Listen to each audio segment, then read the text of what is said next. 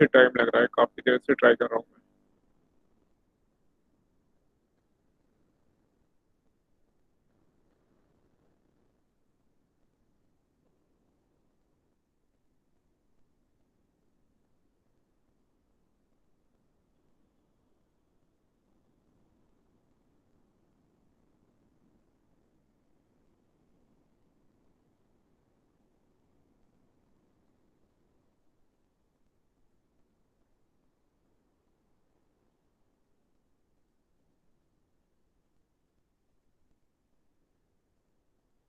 हम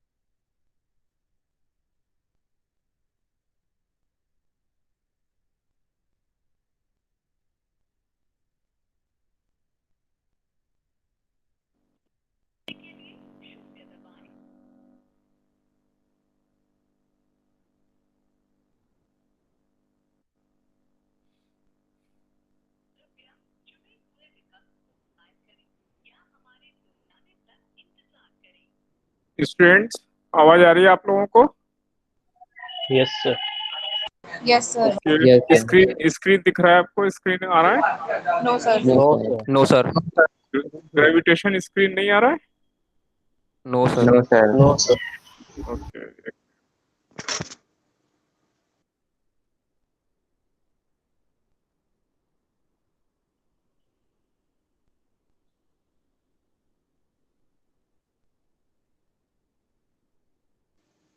अब आ रहे सर, आ रहे सर अब। आ गया, हाँ। आज परेशान कर रहा है ये।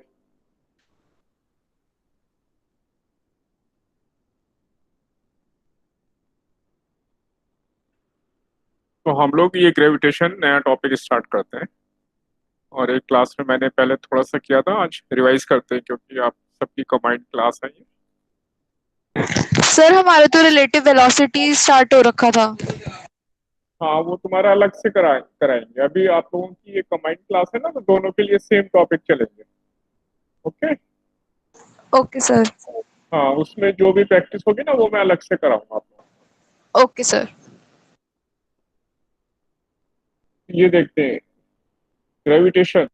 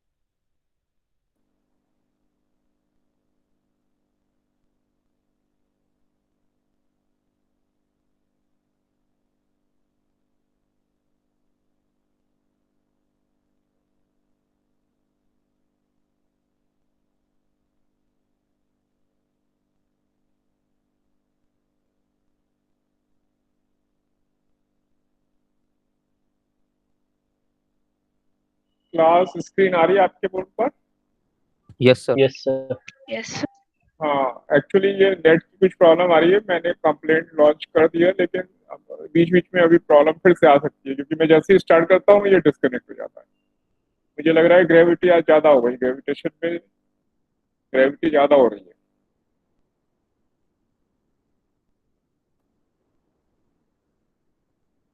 चलिए यहाँ पे देखते हैं।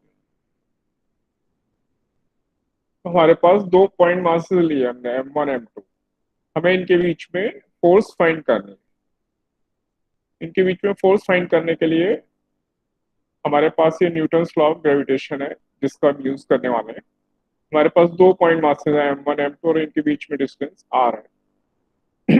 ये दोनों मास एक दूसरे को पुल करते हैं, और इनके बीच में जो फोर्स लगती है, फोर्स ऑफ अट्रैक्शन, वो फोर्स M1 M2 के प्रोडक्ट के प्रोपोर्शनल होती है, यानी इनके मल्टीप्लिकेशन के प्रोपोर्शनल होती है।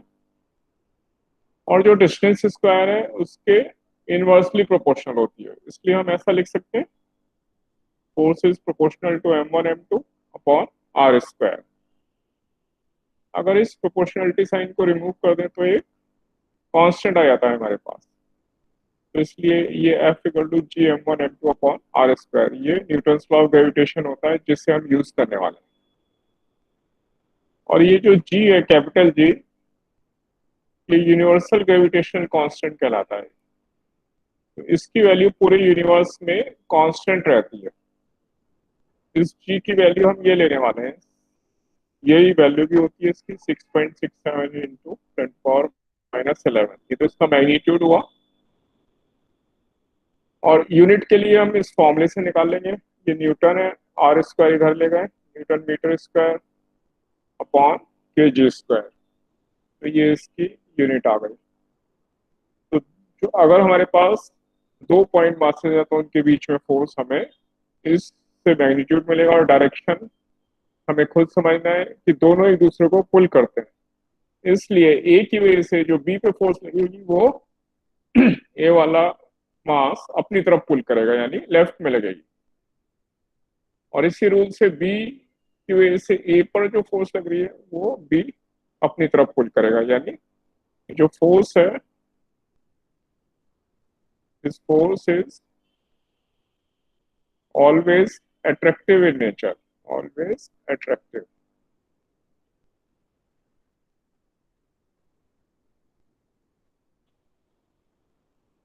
जैसे कि अगर हम कंसिडर करें चार्जेस को, तो उसमें लाइक चार्जेस हैं वो रिपेल भी करते हैं, अनलाइक चार्ज वो अट्रैक्ट करते हैं। लेकिन इसमें कोई भी दो पॉइंट मास होंगे तो हमेशा अट्रैक्टिव फोर्स लगेगी। तो ये रूल आपको समझ में आ गया, जिसको हम आगे यूज करने वाले हैं, F equal to G M1 M2 upon R square. Sir एक बार दोबारा समझा दो।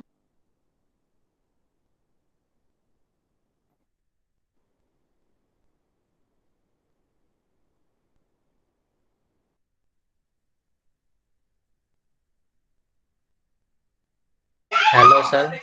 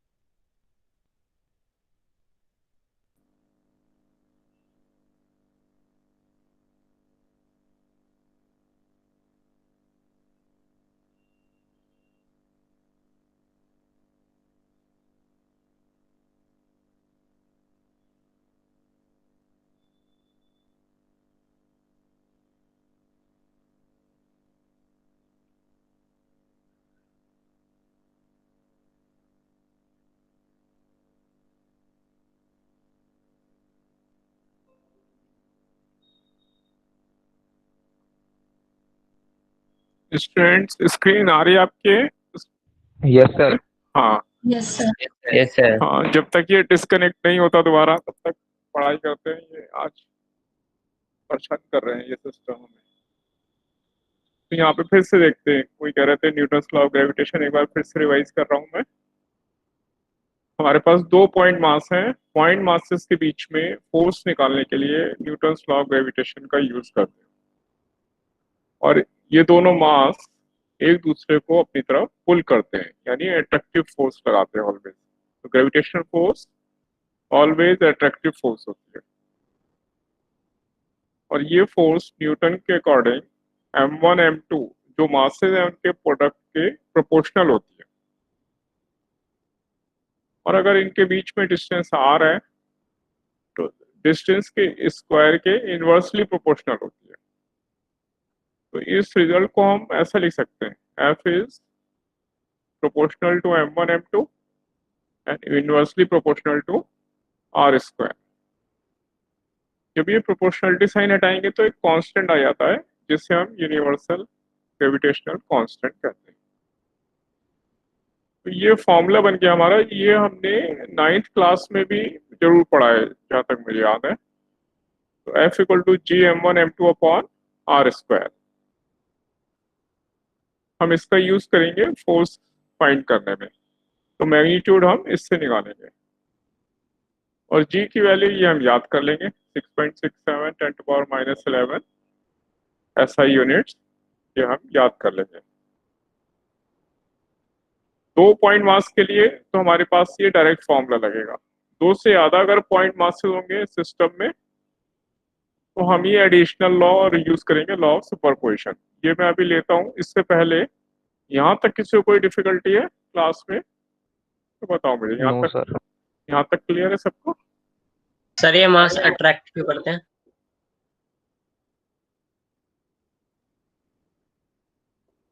यस सर, एक बार ये बता दीजिए। ये भाई ग्रेविटेशन वेव्स की आजकल रिसर्च हो रही है, ग्रेविटेशन वेव्स की वजह से ये एक दूसरे को अट्रैक्ट करते हैं। लेकिन ये ऐसा क्यों करते हैं ये तो ऊपर वाले को पूछना पड़ेगा, ठीक है। जैसे कि लाइक चार्ज है, वो एक दूसरे को रिपेल क्यों करते हैं, तो वो हमें इतना ही स्टडी है हमारे सिलेबस में कि वो रिपेल करते हैं। बाकी वो सब एटॉमिक लेवल पर वो हम हायर क्लास में जाएंगे, वहां पे ग्रेविटेशनल वेव्स पढ़ेंगे, तब हमें समझ में आएगा ये क्यों अट्रैक्ट करते हैं। तो अभी के लिए हम इतना ही रूल याद रखेंगे कि ये मासेस एक दूसरे को अट्रैक्ट करते हैं, सभी मासेस, ठीक है। Okay sir. Yes sir. हाँ, हम सिलेबस के हिसाब से चलेंगे अपने। अब यहाँ पे आते हैं, साइंटिस्ट भी अभी पूरी तरह श्योर नहीं है ग्रेविटेशनल वेव्स के लिए, ठीक है। तो अभी सर एक रिसर्च, बार ऊपर कर दो। अच्छा ठीक है। बस नोट कर ले। हाँ, सर यहाँ नोट। पहले यहाँ तक देखो, इसके आगे फिर मैं अभी एक्सप्लेन कर रहा हूँ, पहले यहाँ तक देखो।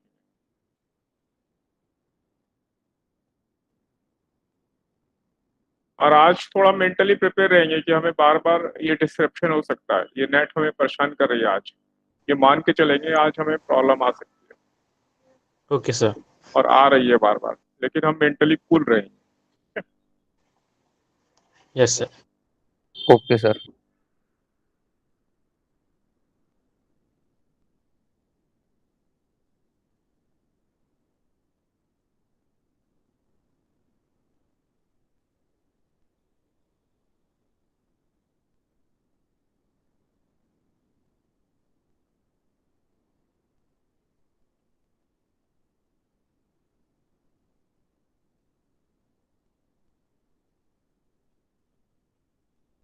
सर हाँ जी बोलिए। सर मेरा एक डाउट है।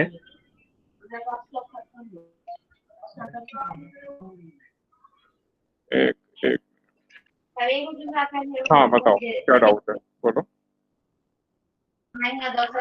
सर जो IIJ एडवांस के अंदर जो सिलेक्शन होता है उसमें मिनिमम 75% चाहिए होता है, तो वो हमारे फिजिक्स केमिस्ट्री मैथ्स का स्कोर चेक करके 75% देखेंगे या 12th का मेन सब्जेक्ट में देखेंगे? ये रूल तो यार मुझे भी क्लेरिफाई करना पड़ेगा। 75% मेरे हिसाब से ओवरऑल परसेंटेज देखते हैं 75%। पर और क्लियर कर लेंगे इसको। Okay sir. तो इसको और क्लियर कर लेंगे। यस।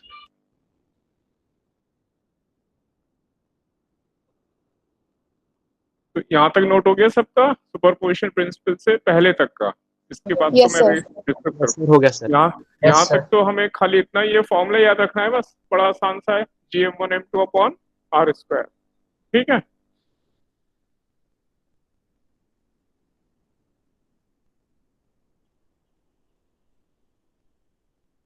अब देखते हैं, अगर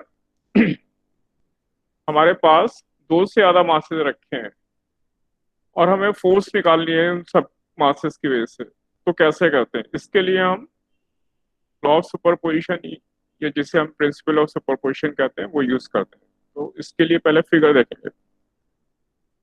ये P पॉइंट पर एक पॉइंट मास रखा है कैपिटल M, और इस पॉइंट मास के ऊपर ये M1 M2 M3 M4 यहाँ दिखाई नहीं दे रहे पर रखे हैं, M3 M4 M5 ऐसे सब रखे हैं। कहाँ तक? N तक। तो 1 2 3 एन तक। N नंबर तक ले लिया हमने, जिससे कि हम जनरल एक रूल बना लें। तो ये जो M1 M2 M3 M4 up to Mn है, इन सब की वजह से P पॉइंट पे जो मास है इस पे नेट फोर्स निकालनी है। तो इसके लिए हम ये रूल यूज करेंगे, प्रिंसिपल ऑफ सुपरपोजिशन। कैसे करेंगे? अगर हमें M1 की वजह से फोर्स निकालनी है, तो जो हमारा न्यूटन्स लॉ है वो खाली 2 पॉइंट मास के लिए एप्लीकेबल है। तो हम क्या करेंगे? M1 की वजह से निकालेंगे, तो ये जितने M2 से लेकर Mn तक हैं इन सबको मेंटली रिमूव कर देंगे।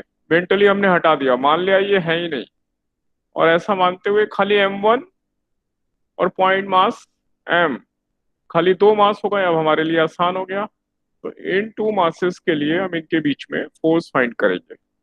मान लें कि वो फोर्स F1 है, इसका मैग्नीट्यूड ये लिखा है G, ये M1 M2 upon distance square, और ये M1 से लेके कैपिटल M P पॉइंट तक का डिस्टेंस R1 है मान लो।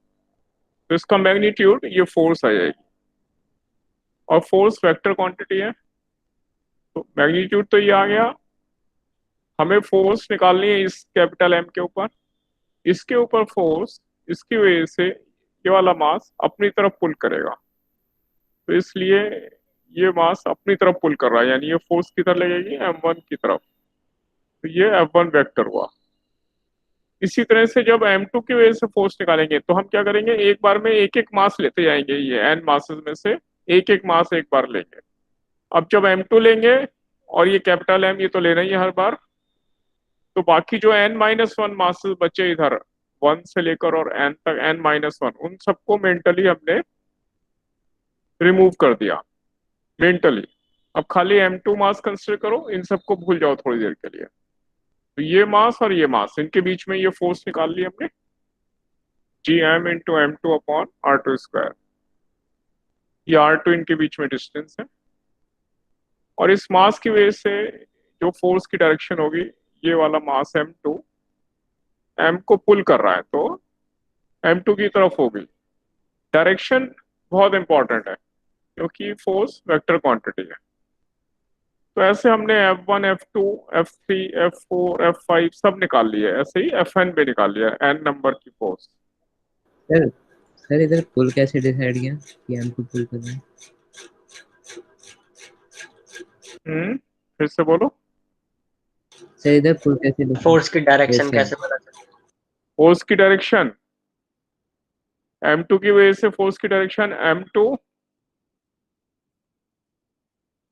ये जो M2 है, M2 और P को मास को ज्वाइन करेंगे इस लाइन के अलोंग, M2 अपनी तरफ खींचेगा, तो M2 और इसको ज्वाइन करने वाली लाइन के अलोंग M2 की तरफ लगाएंगे मास। ये जो जितने भी मास हैं इन सब की तरफ फोर्स होगी, क्योंकि अपनी तरफ पुल कर रहे होंगे।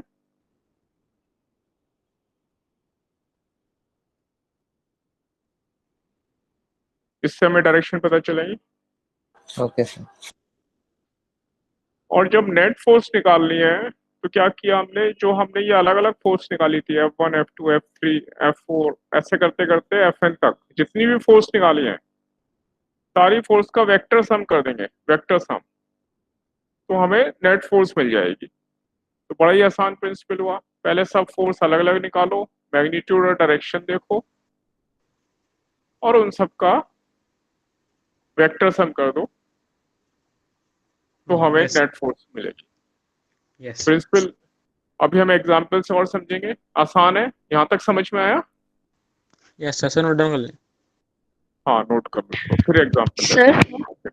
यस सर एम भी तो M2 को अपनी तरफ पुल कर रहा है। हाँ, ये जो M1 है ये कह रहे हैं अच्छा ये M कह रहे हैं ये M2 को पुल कर रहा है, बिल्कुल पुल कर रहा है। लेकिन अभी हम क्या निकाल रहे हैं, force on this mass, capital mass M। ये सारा जो हमने काम किया है ये net force on mass M निकाल रहे हैं। Okay sir. तो अभी खाली इसके ऊपर क्या डायरेक्शन है वो देखेंगे। अगर हमें M1 के ऊपर फोर्स निकालनी होती तब हम इसकी वजह से डायरेक्शन देखते, जिसके ऊपर हमें नेट फोर्स निकालनी है तो उस मास के ऊपर बाकी जो मासेज हैं वो किस किस डायरेक्शन में फोर्स लगा रहे हैं ये चेक करें। ठीक है, ओके सर।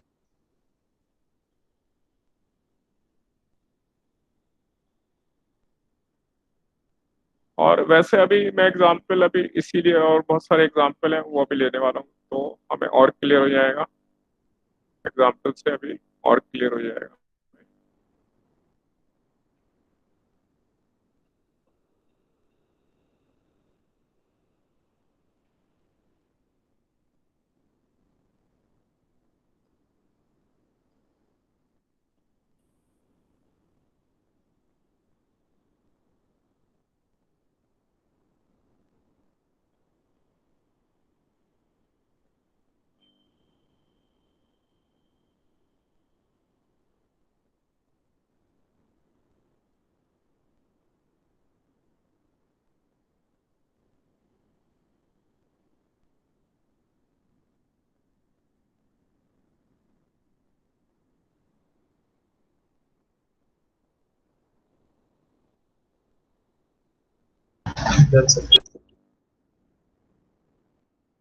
हाँ, यहाँ तक हमें सब समझ में आ रहा है, अब आगे चलते हैं।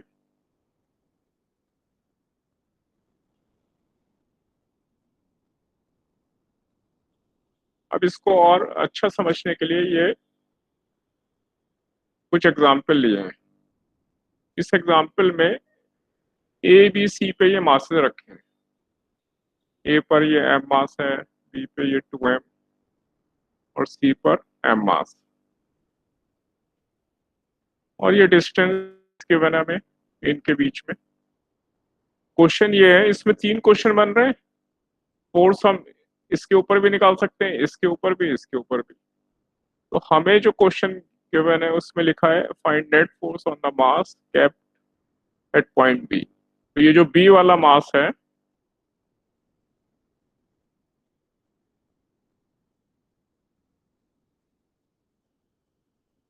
ये वाला जो मास है, हम इस मास के ऊपर रिमेनिंग मासेस की वजह से फोर्स फाइंड करनी है। तो इसलिए जो फोर्स की डायरेक्शन होगी अब हम इसके ऊपर नहीं देखेंगे, इसके ऊपर भी नहीं देखेंगे, हम इसके ऊपर देखेंगे।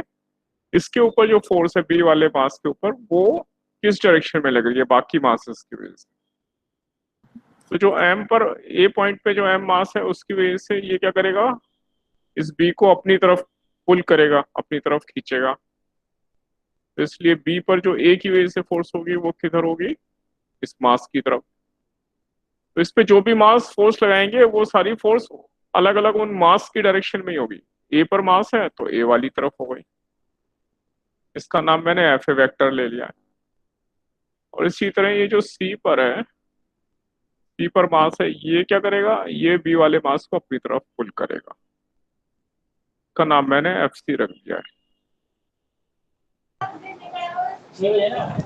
और यहाँ पर मैंने एफ ए और एफ सी की वैल्यू निकाल दी, जो फॉर्मूला भी हमने पढ़ा था, जी M1 M2 upon distance square.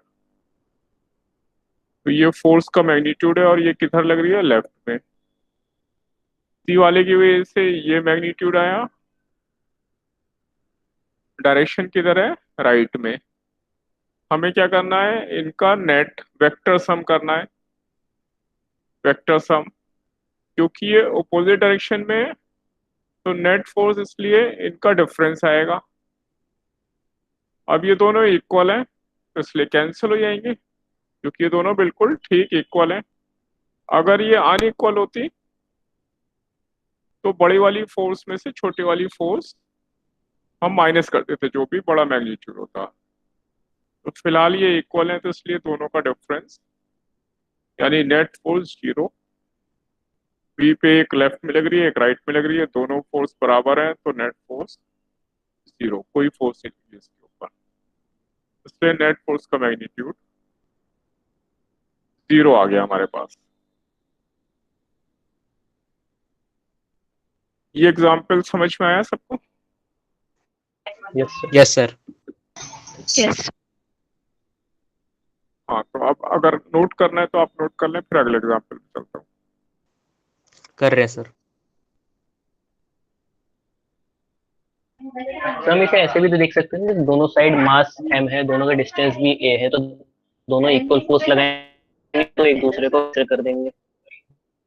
हाँ, तो हमने ऐसे ही तो देखा है हमने, ये दो मास अलग अलग हैं, खाली ये मैंने मैग्नीट्यूड निकाल दिया, और हमें जब ज्यादा प्रैक्टिस हो जाएगी तो हमें ऐसे ही पता चल जाएगा कि दोनों इक्वल हैं, तो इक्वली फोर्स लगाएंगे, तो देखते ही बता देंगे कि नेट फोर्स 0 है ना। ये मैंने स्टेप यस सर। स्टेप इसलिए लिए जिससे कि हमें और क्लैरिटी आ जाएगी कैसे हम मैग्नीट्यूड कैसे निकालते हैं। अदरवाइज ये लॉजिक से ही पता चल रहा है हमें कि दोनों इक्वल लग रहे हैं, क्योंकि डिस्टेंस भी इक्वल है, मास भी इक्वल है। बिल्कुल सही है, राइट। यस।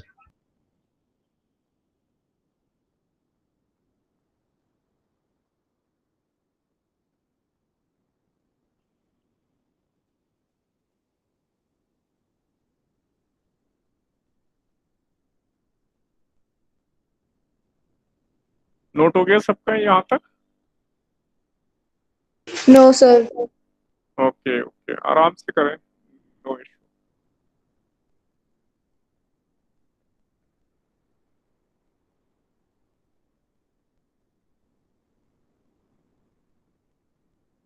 सर इसमें मेरे को समझ नहीं आ रहा कि कौन बी वाले मास को अपनी तरफ खींचेगा। अच्छा, एक मिनट, बताओ किसे समझ में नहीं आ रहा? सर लक्ष्य को। लक्ष्य को, ओके। तो लक्ष्य, जो तुम्हारा क्वेश्चन है ना, वो थोड़ा और स्पेसिफिक पूछो, बोलो क्या कंफ्यूजन हो रहा है इसमें। मैं यहाँ पे ये जो स्पेस यहाँ पर है, या इधर वाली जो स्पेस है, इसमें फिर और बनाऊंगा जो तुम पूछोगे। एक मिनट। नहीं सर, बस मेरे को ये पूछना है कि जैसे इसमें आपने कहा कि ए पर जो मास है वो बी को मतलब 2m को अपनी तरफ खींच रहा है, तो इसकी कोई कंडीशन है कि वो अपनी तरफ ही खींच रहा है? हाँ, इसकी कंडीशन है, इसलिए कि अभी तो हमने बात की कि ये जो ग्रेविटेशनल फोर्स होती है ये अट्रैक्टिव होती है, तो ये अपनी तरफ ही खींचेगा, इसको धक्का नहीं देगा कभी भी, हमेशा अपने पास ही बुलाएगा, ये याद रखना है। अच्छा ठीक है सर, आ गया समझ। हाँ, तो ऐसा मान लो ये एक रस्सी पकड़ रखी है इसने, तो उस रस्सी को ये अपने पास बुलाने के लिए क्या करेगा, अपनी तरफ खींचेगा इसे फोर्स, यस कोशिश सर। करेगा कि ये इधर आ जाए। वो तो ये वाला मास है, ये वाला मास नहीं होता, तो ये नेट फोर्स इधर ही लग रही होती है इसके ऊपर, है ना। ओके सर, आ गया समझ। हाँ, ऐसे ये वाला मास अपनी तरफ खींचेगा, बिल्कुल कंडीशन है, ये साइंटिफिक है, हम लॉजिक से कर रहे हैं। नोट हो गया यहाँ तक? Yes sir. Yes sir. Yes sir. हाँ, किसी और के मन में भी कोई क्वेश्चन आ रहा है इसमें?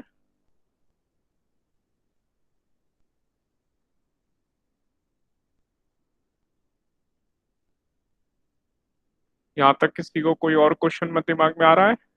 नहीं, ठीक है, समझ में आ गया ना। तो यस अगले सर। एग्जाम, हाँ, नेक्स्ट एग्जाम्पल ले रहा हूँ मैं।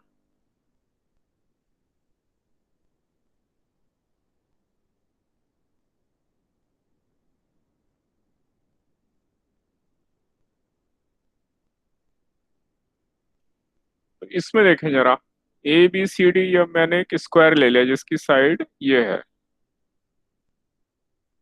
और ये वर्टेक्स पर सब जगह इक्वल मास रखती है, और जहां डायगोनल इंटरसेक्ट करती है सेंटर, वहां पे 2m मास रख दिया। अब क्वेश्चन ये है कि जो नेट फोर्स है जो ओ ऊपर मास रखा है 2m, इस पे नेट फोर्स निकालनी है हमें।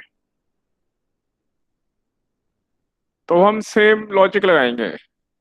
ए की वजह से पहले मैं ए और सी ये चारों की वजह से निकालना है, उनका वेक्टर सम करना है, लेकिन पहले मैं ए और सी वाले जो मासेस हैं उनकी वजह से देख रहा हूं। ए की वजह से फोर्स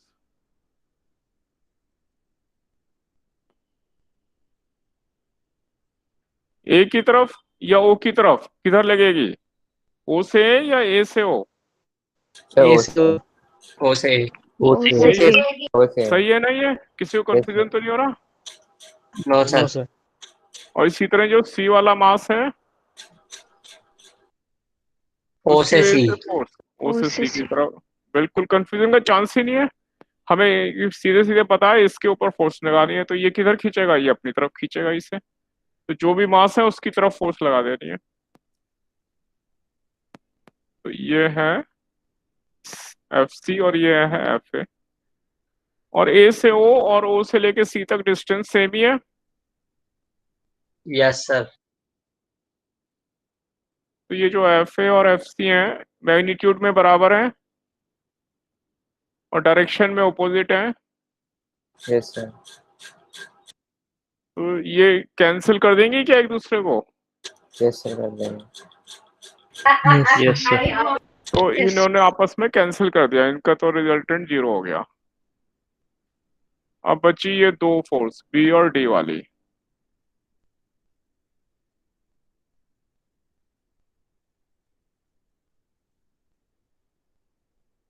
तो मैं अलग अलग इसलिए कैसे कर रहा हूँ जिससे कंफ्यूजन ना हो। तो ये दो फोर्स का सम तो हमारा 0 आ गया, ये आपस में कैंसिल हो गई, कैंसिल आउट।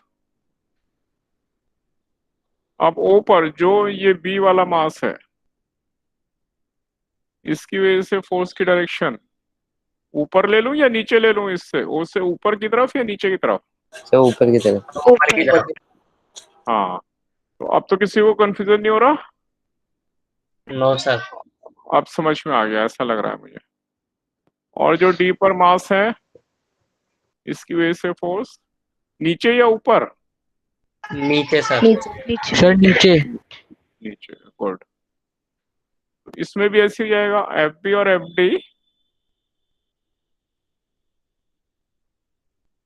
कैसी है, इक्वल है, इक्वल फोर्स है और ऑपोजिट डायरेक्शन है। ऐसा है क्या? यस। Yes sir. ये भी कैंसिल हो गई, ये भी कैंसिल हो गई। तो चार फोर्स थी, इन दो ने आपस में कैंसिल कर दिया, ये बाकी बची दो उन्होंने आपस में कैंसिल कर दिया।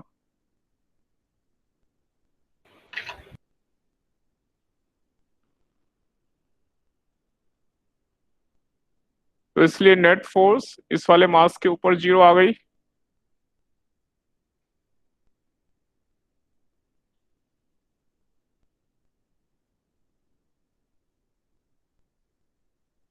बताओ ठीक है ये?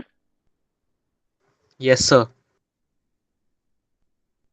सर एफ नेट 0, इसका मतलब ओ में कोई मूवमेंट नहीं होगी। ओ में मूवमेंट तो पहले भी नहीं हो रही, मूवमेंट की तो हम बात ही कर रहे हैं, ये सब अपनी अपनी जगह फिक्स रखे हुए हैं मास। हमें तो खाली ये फाइंड करना है इस पे नेट फोर्स लग रही है या नहीं लग रही है। इसके ऊपर नेट फोर्स 0 है। तो Yes, सर sir. इसमें इसलिए मास, हाँ बताओ। सर अगर इसमें मास डिफरेंट होता तो क्या होता? तो अभी आगे एग्जाम्पल अलग अलग लूंगा, उसमें देखेंगे, है ना? अच्छा ओके सर। हाँ तो फिर वो उन सब चारों का वेक्टर सम करना पड़ता है हमें। उसके लिए इसीलिए तो हम आगे बढ़ रहे हैं, पहले ये मीडियम वाले एग्जाम्पल ले रहे हैं, फिर धीरे धीरे बढ़ते जाएंगे आगे। ठीक है सर। तो स्टेप बाय स्टेप चलेंगे, पहले यहाँ तक समझ में आ गया, आगे चला जाए। Yes yes sir. Sir. Yes sir.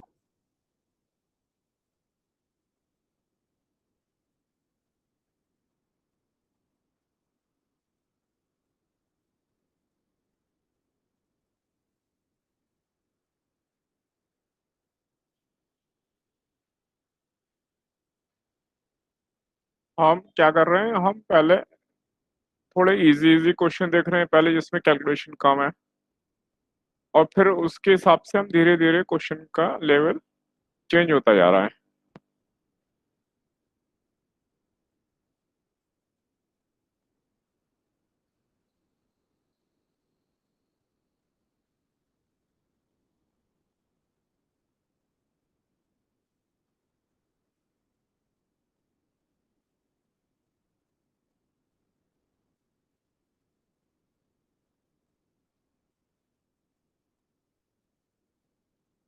ये मैंने फिर स्क्वायर ले लिया जिसकी साइड ए है।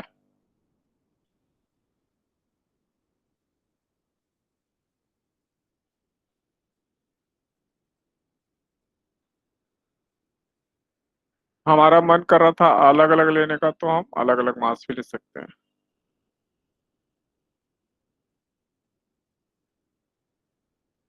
तो ए पर अब मैंने एम मास लिया, बी पर 2m, बी पर 2m और सी पर खाली m। तो अब इसमें 4 मास हैं, तो चारों के ऊपर अलग अलग नेट फोर्स निकाल सकते हैं, यानी 4 क्वेश्चन है इसके अंदर। इसमें से मैं एक क्वेश्चन ले रहा हूं, सी पर जो मास है उसके ऊपर फोर्स निकालनी है। Find net force on the मास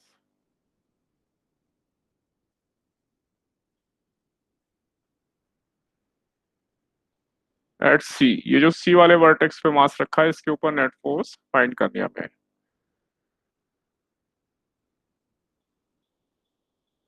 और हमें ये और गिवन है जिससे हमारी कैलकुलेशन आसान हो जाए।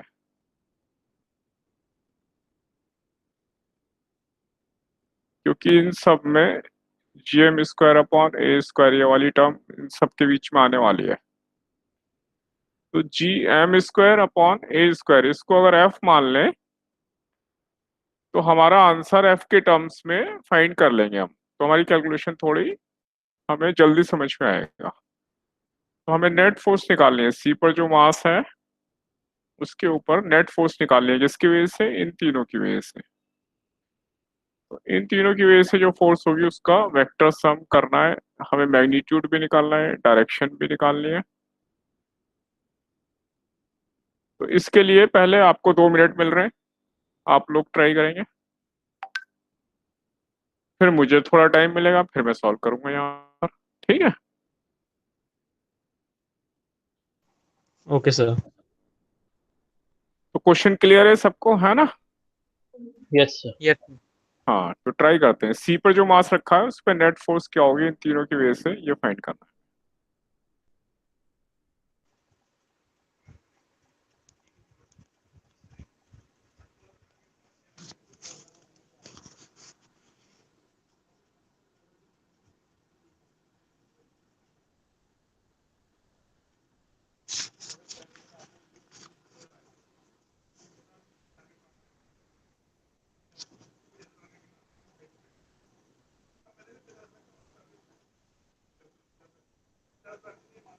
Done sir.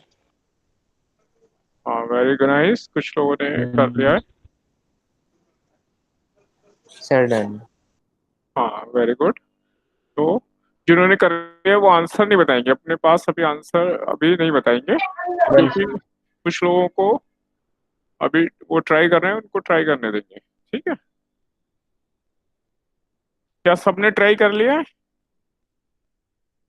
Done sir.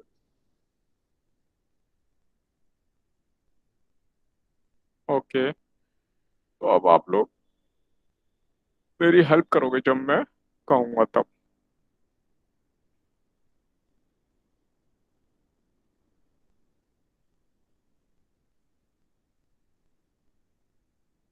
इसका सॉल्यूशन देखते हैं।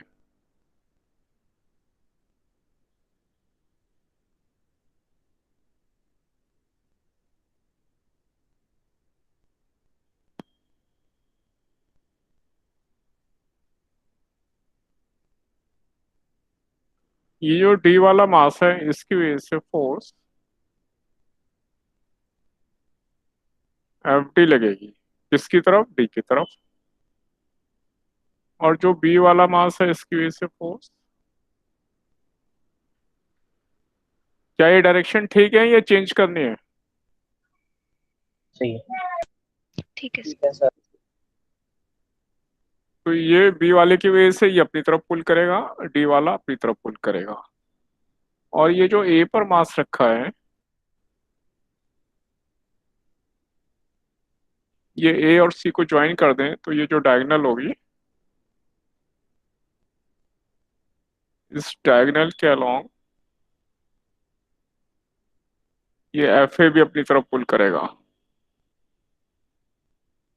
अब मैं सबके मैग्नीट्यूड निकाल रहा हूँ, फिर वेक्टर सम करेंगे। तो एफ बी का magnitude G into two M into M upon A square, तो इसको मैं लिख सकता हूँ टू एफ फोर्स। और जो डी वाली है वो भी सेम आ जाएगी, टू एफ फोर्स। और जो ए वाली फोर्स है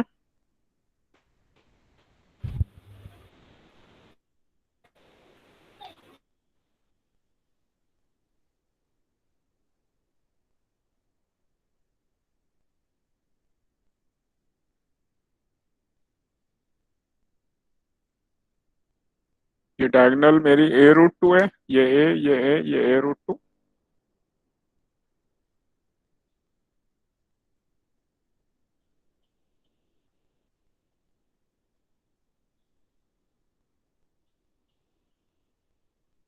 तो अब मेरी फोर्स ऐसे आ गई, टू एफ फोर्स इधर लग रही है, टू एफ इधर लग रही है।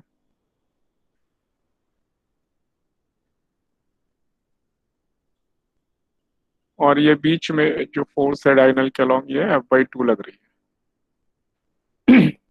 यहाँ तक किसी को कोई चेंज करना है, कहीं मिस्टेक है तो बताएंगे मुझे। यहाँ तक ठीक है? Yes sir. सर यहाँ पे हमने 2m क्यों लिया? यहाँ पे क्योंकि ये टू एम गिवन है यहाँ पर बी पर, और डी पर भी टू एम गिवन है क्वेश्चन में। ये f/2 समझ नहीं आया।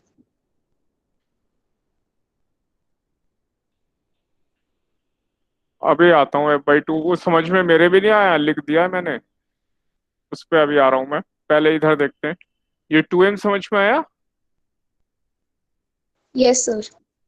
हाँ, तो हमें क्वेश्चन भी ध्यान से देखना था, क्वेश्चन भी ध्यान से देखना है हमें, ठीक है। अब इस पर आ रहा हूँ, तो एफ बी और एफ डी तो टू एफ है, ये तो समझ में आ गया सबको। Yes yes yes sir.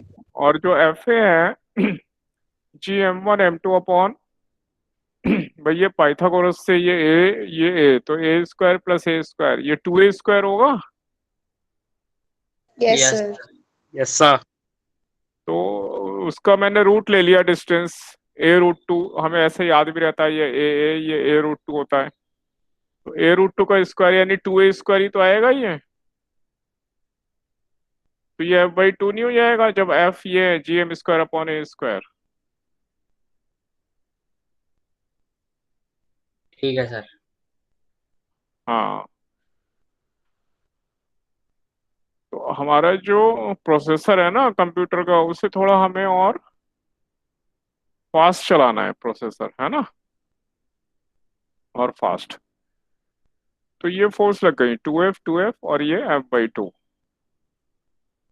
अब इसका रिजल्टेंट क्लास में कितने लोगों के पास रिजल्टेंट आ गया जो मुझे बताना चाहते हैं?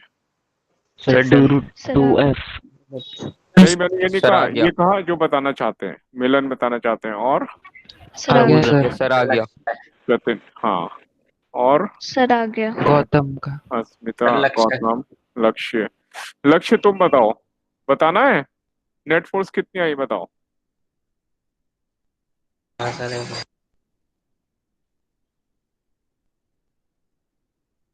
सर एक मिनट जरा अपनी स्क्रीन हटाना। स्क्रीन हटाऊं? हाँ, तो अभी तो कह रहे थे मैं बता रहा हूँ, तो हमने लिखी होगी नोटबुक में, नहीं लिखी? जरा एक डायग्राम वो बनाना था।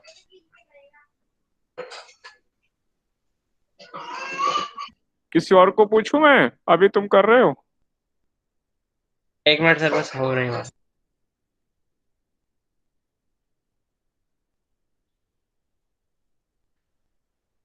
और किसका मन है बताने का? सर अब यस सर। Yes sir. हाँ अस्मिता, चलो बताओ। 2f√2। सर 2f√2 हाँ, plus f/2 total net force. Total net force यहाँ लिख दे रहा हूँ मैं। ये कह रहे हैं 2f√2 प्लस f/2, ऐसा कह रहे हैं। मैग्नीट्यूड ये, और डायरेक्शन सी से ए की तरफ, या ए से सी की तरफ, या कोई और डायरेक्शन है? सी से ए की तरफ। सी से ए की तरफ है सर। सी टू, C2 है। बिल्कुल सही। तो सबका ये आंसर आ रहा है। Yes sir. इन यस दोनों का सर। रिजल्टेंट इनके एंगल बाइसेक्टर से पास होगा, इन दोनों का। तो इन दोनों का 2f का रिजल्टेंट 2f√2 हो गया। इसका स्क्वायर प्लस इसका स्क्वायर सॉरी, और उसका अंडर रूट। तो वो एंगल का बाइसेक्टर, और ये बाइसेक्टर है 45 डिग्री, इस एंगल का बाइसेक्टर। तो इनका रिजल्टेंट हो गया ये 2f√2, और ये f/2 ऑलरेडी है इस डायरेक्शन में, तो ये सम हो गया। तो मैं मान लूं क्लास में सबको क्लियर है? सर एक बार दोबारा बता दो फोर्स नेट कैसे आया। हाँ मैं फिर से बता रहा हूँ।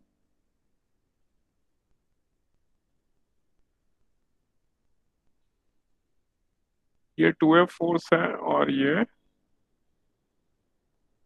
2f फोर्स है। तो पहले मुझे ये पता है ये दोनों इक्वल फोर्स हैं, इक्वल वेक्टर हैं, तो इनका रिजल्टेंट, मैं थोड़ी प्रॉपर्टी यूज कर रहा हूँ कि इनका रिजल्टेंट इनके एंगल बाइसेक्टर से पास होगा, है ना? वेक्टर में हमने पढ़ा है ये। Yes sir. तो ये टोटल है 90 डिग्री, तो ये जो हाफ एंगल है ये कितना है? 45 डिग्री। तो इसके रिजल्टेंट निकालने के दो मेथड है, दोनों यहाँ पे लिख रहा हूँ मैं। अभी मैं खाली 2f का रिजल्टेंट निकाल रहा हूँ, f/2 अभी हमने छोड़ दिया, इसको बाद में देखेंगे। Resultant of 2f and 2f, खाली इतना निकाल रहे हैं अभी हम। तो उसके दो मेथड है। मेथड 1,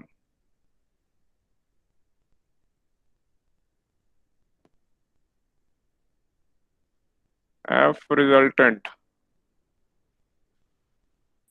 ये दोनों 90 डिग्री पर हैं, तो जो 90 डिग्री पे फोर्स होंगी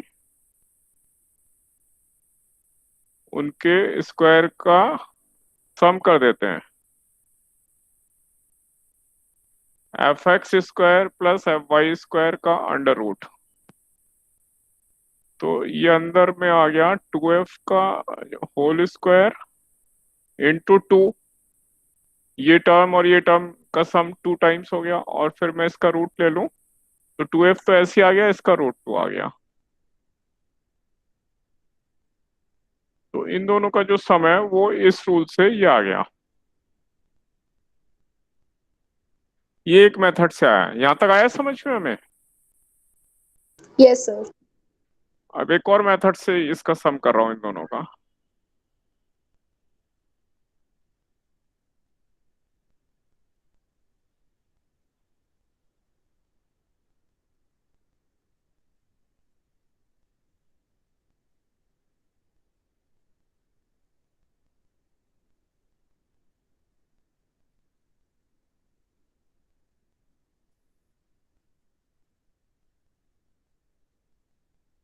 मुझे ये पता है इन दोनों का रिजल्टेंट इनके एंगल बाइसेक्टर से पास हो रहा है, ये मुझे मालूम है दोनों, क्योंकि इक्वल वेक्टर हैं।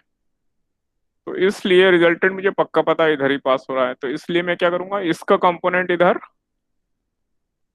तो 2f का कंपोनेंट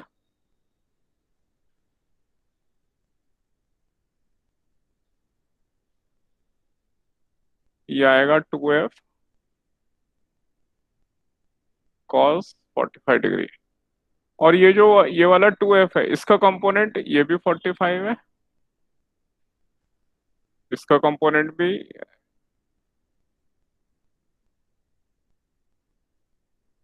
तो इसलिए दोनों कंपोनेंट का सम 2f cos 45 इंटू 2 हो गया।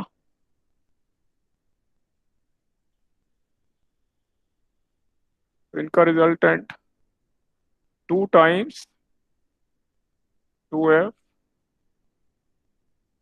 cos 45 और cos 45 1/√2। तो √2 से इस 2 को डिवाइड कर दें हम तो आ गया 2√2f। तो हम ऐसे इसके कंपोनेंट लेके भी कर सकते हैं, और ये हमने वेक्टर सम का मेथड लिया है, a² + b² + 2ab cos theta. तो हमें पता है 90 डिग्री पे cos 90 0 होता है, तो सीधे हमें यही याद रखते हैं, हम सीधे डायरेक्ट इससे कर सकते हैं। तो इसलिए 2f का रिजल्टेंट आ गया 2f√2, और f/2 ऑलरेडी था, तो इसलिए 2f√2 + f/2 नेट फोर्स आ गई।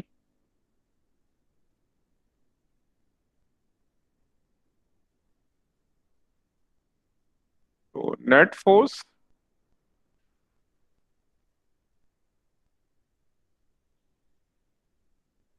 यहाँ पे दो फोर्स लग रही है, एक तो ये 2f√2 लग रही है, और एक f/2 लग रही है, और दोनों सेम है, एंगल बाइसेक्टर के अलॉन्ग यानी 45 डिग्री पर है।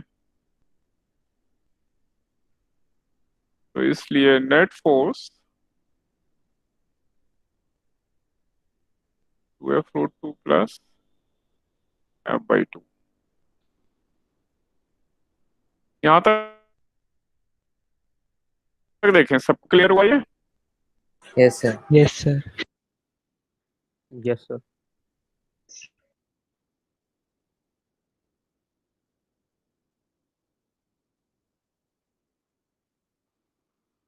तो अब अगला क्वेश्चन आप लोगों को दिया जाए, आप लोग कर लेंगे, है ना?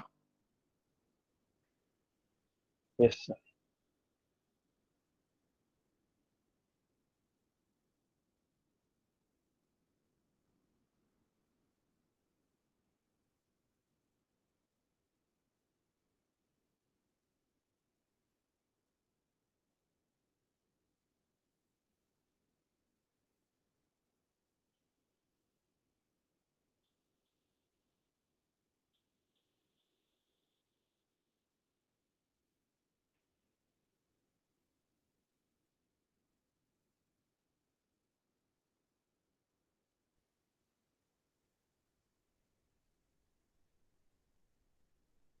ये अगेन हमारे पास स्क्वायर है,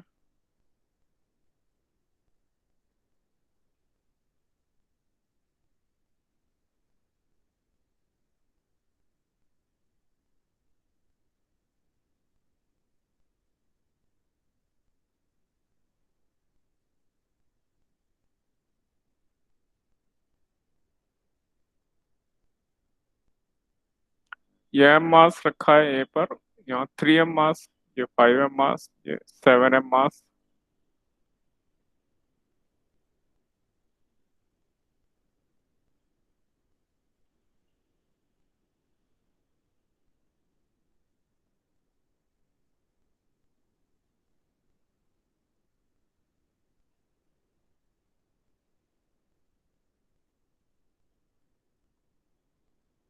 और ये जो सेंटर O है,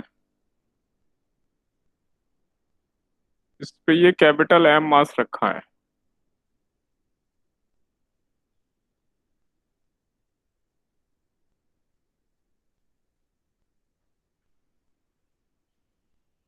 और O से लेकर A तक ये जो डायगोनल का हाफ है, इसको मैं R ले लेता हूँ, और R की वैल्यू हमें पता है, ये √2/2 है।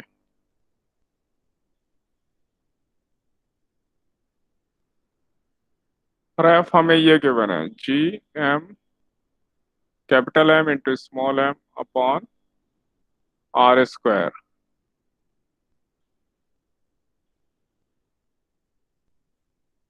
ये हमें गिवन है, तो हमें F के टर्म्स में इस मास के ऊपर नेट फोर्स निकालनी है। Done sir. Find net force on mass M at O। ऊपर जो मास रखा है उसके ऊपर नेट फोर्स फाइंड करनी है। इन सब की वजह से मैग्नीट्यूड एंड डायरेक्शन दोनों निकालने हैं। और कुछ लोग देखो क्लास में उनकी प्रैक्टिस अच्छी है, उनका आंसर भी आ गया है ना। हम जितनी प्रैक्टिस बढ़ाएंगे हमारा आंसर उतना फास्ट आएगा। किसका किसका आंसर आ गया है क्लास में? Yes sir. आदित्य, जतिन, कुणाल, देखो इन सब का आंसर आ गया है। तो अभी सब लोग ट्राई करते हैं, फिर मैं 1-2 मिनट टाइम लो, फिर डिस्कस करता हूँ।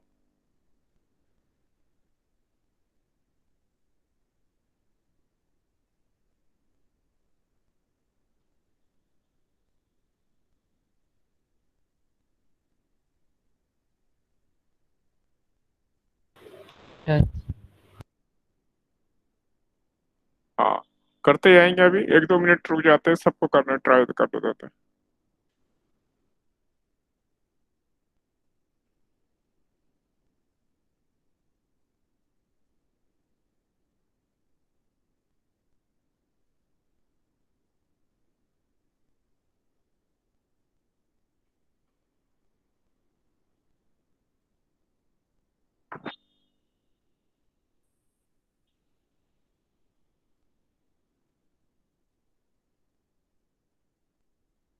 तो क्या क्लास में सबका आंसर आ गया? मैं मान लो done sir. Good. Sir done. हाँ, तो मैं मान ले रहा हूँ सबने कर लिया। Yes sir. है ना? Very nice, very nice, very nice and very fast. तो अब किसका मन है मुझे आंसर बताने का? कौन बताना चाहते हैं?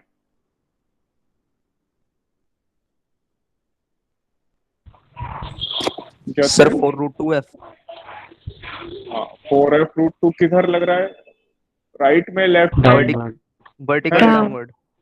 वर्टिकली डाउनवर्ड, नीचे नीचे की तरफ? Yes sir. Yes sir. तो ये लोग ऐसा कह रहे हैं, मैं तो अभी ये इनकी वजह से लिख दे रहा हूँ। 4F√2 डाउनवर्ड, वर्टिकली डाउनवर्ड, यानी ए से डी की तरफ, इधर इसके पैरेलल ओ पॉइंट पर नीचे डाउनवर्ड की डायरेक्शन में ये नेट फोर्स है। Yes sir. ऐसा ये लोग कह रहे हैं।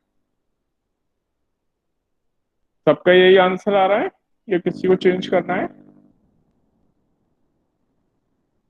सही है ये। और ये बिल्कुल सही है, और ये बिल्कुल सही है। Well done, well done, well done.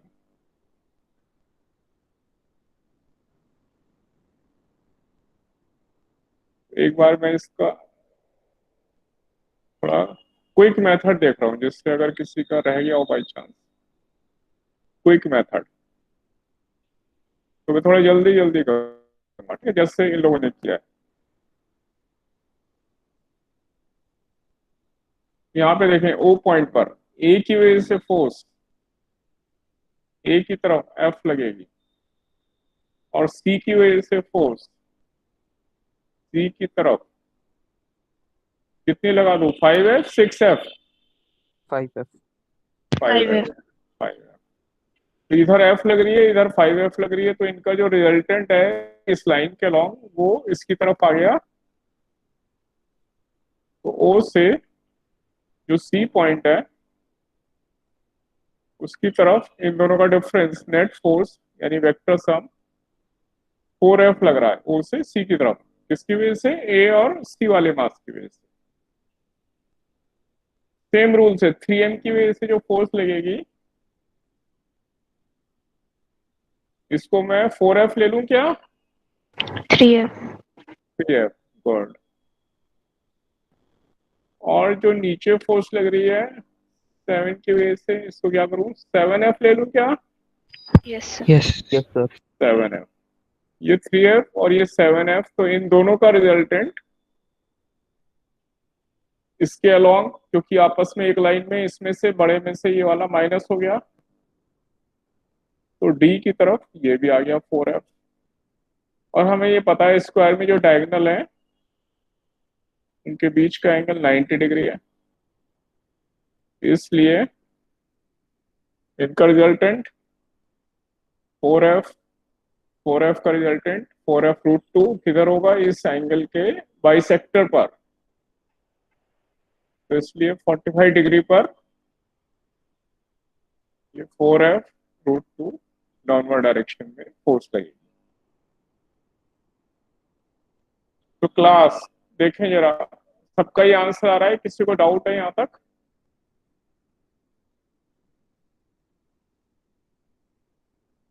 Class किसी को डाउट तो नहीं है यहां तक? No sir.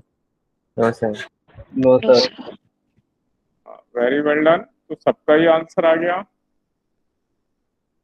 और हमारा टाइम भी ऑलमोस्ट हो गया है, क्योंकि अब इसके बाद मेरी एक और क्लास भी है और आप लोगों की भी दूसरी क्लास होगी, इसलिए मैं आपको अभी ज्यादा दुखी बिल्कुल भी नहीं करूंगा। जैसे कि आप जानते हो मैं दुखी करता ही नहीं हूँ स्टूडेंट्स को, इसलिए आज की क्लास यहीं वाइंड अप करते हैं। बाकी नेक्स्ट क्लास में